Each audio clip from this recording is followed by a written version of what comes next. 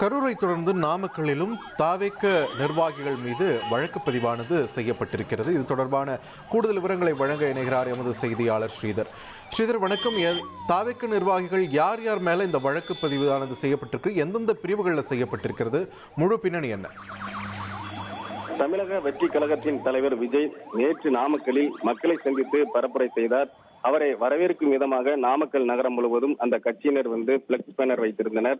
இந்த நிலையில்தான் நாமக்கல் காவல்துறையினர் வழக்கு பதிவு செய்துள்ளனர். அதாவது பொதுமக்களுக்கு இடையூறு ஏற்படுத்தியது, போக்குவரத்துக்கு இடையூறு ஏற்படுத்தியது, அனுமதி இல்லாத இடத்தில் பிளக்ஸ் பேனர் வைத்தது உள்ளிட்ட 7 வழக்குகள் நாமக்கல் மேற்கு மாவட்ட தமிழக வெற்றி கழகத்தின் செயலாளர் சதீஷ் உள்ளிட்ட மற்றும் பலர் என வழக்குகள் நாமக்கல் நகர காவல்துறையினர் வழக்கு பதிவு செய்துள்ளனர்.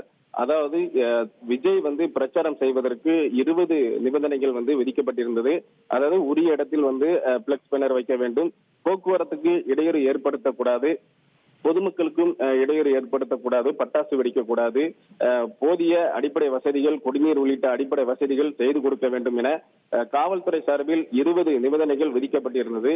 இந்த நிலையில் தான் நாமக்கல் நகர காவல்துறையினர் வழக்கு பதிவு செய்துள்ளனர். அதாவது பிரச்சாரம் செய்யக்கூடிய இடங்களில் அனுமதி இல்லாமல் பிளக்ஸ் பேனர் வைத்தது, போக்குவரத்துக்கு இடையூறு ஏற்படுத்தியது உள்ளிட்ட 7 வழக்கு நாமக்கல் மேற்கு மாவட்ட தமிழக வெற்றி கழகத்தின் செயலாளர் சதீஷ் உள்பட சிலர் மீது இந்த நாமக்கல் காவல்துறையினர் வழக்கு பதிவு செய்துள்ளனர்.